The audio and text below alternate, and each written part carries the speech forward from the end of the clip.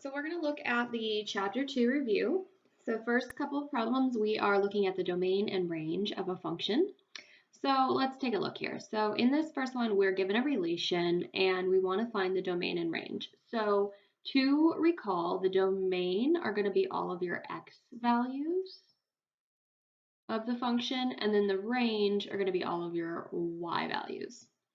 So all I'm going to do here is I'm going to list my x values. So for the domain,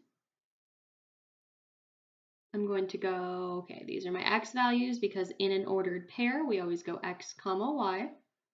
So we'll go x, these are all of my x values.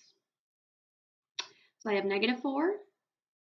I don't need to write it twice if it occurs more than once. So then I'll go to -8, then 9, then -2. And if I did want to put that in order, I would go from least to greatest. So it would be -8, -4, -2, and 9.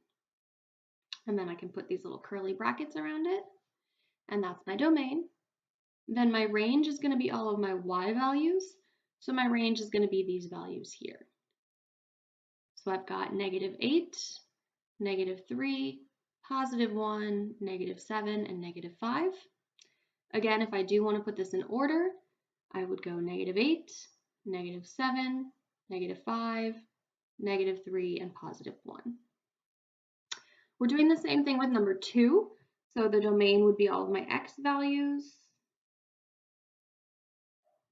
So let's see here. We have, and if we go in descending order from least to greatest, we've got -16, or ascending order, sorry, -8, and then 1, 2, 3.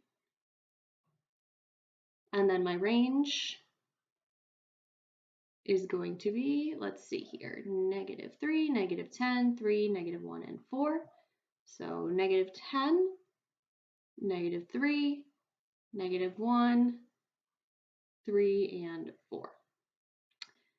Okay, then for number 3, we want to determine whether the relation is a function. So a relation is a function if the x values do not occur more than once, basically. So you're looking to see, do any of the x values repeat?